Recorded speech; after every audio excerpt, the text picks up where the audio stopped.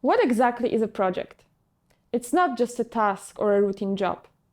A project is a temporary effort undertaken to create a unique result, like building a new wind farm, upgrading turbines, or developing software to optimize wind energy output. Each project has a start and an end, a defined goal, and a set of specific tasks that bring that goal to life.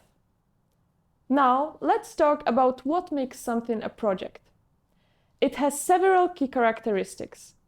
It's temporary, it creates something new, and it's constrained by time, resources, and scope. So when you're designing a wind turbine blade or managing installation logistics, you're dealing with a project. So, how do you know if your goal is actually good enough for a project? To define any project, we start with its goal. But not just any goal. A SMART goal. That means it's specific, measurable, achievable, relevant, and time-bound. For example, install 10 wind turbines with a total capacity of 30 megawatts in northern Poland by fourth quarter of 2026. That's a SMART goal. It gives your team direction and makes success measurable. Got it. But what if the project starts expanding beyond that goal? How do you keep it in check? Next comes the scope. This is the boundary of your project, what's included and what's not. It defines what the project team is actually responsible for. Installing turbines? Included. Building the road to the site? Maybe not. Without a clearly defined scope, your project risks spiraling out of control.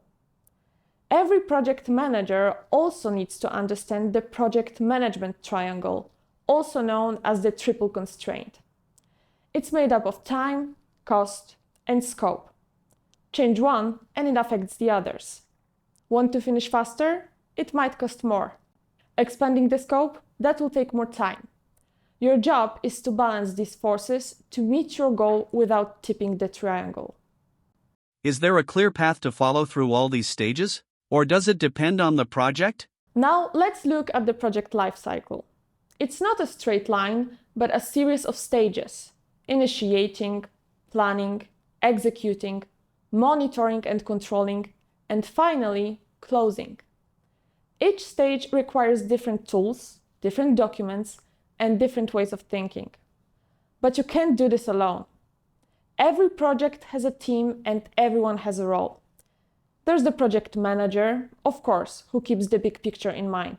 But there are also engineers, financial analysts, environmental experts, logistics coordinators, each contributing their unique expertise.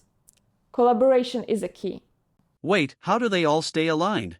That sounds like a lot of moving parts. To make everything run smoothly, you'll need a project documentation. That includes the project charter, work plans, budget breakdowns, risk registers, and reports. Documentation helps everyone stay on the same page and provides a record of your decisions. Speaking of risks, every project faces them.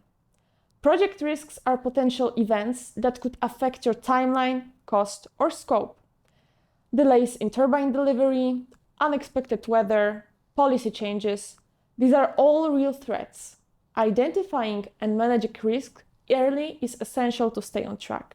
And what if things go wrong? Who do you have to inform? You also need to consider your stakeholders, the people or organization affected by the project.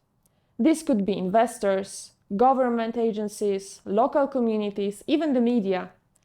Keep them informed and involved, because stakeholder support can make or break your project. Finally, let's talk about structure.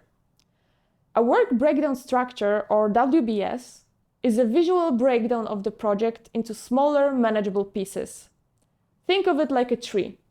The trunk is your main goal, and the branches are tasks and subtasks. It's how you turn complexity into clarity. So, it's not just about managing tasks, it's about creating structure, clarity, and focus from the start. Exactly. Now we've got the basics. What the project is, how to define its goals, manage its scope and risks, and structure the work.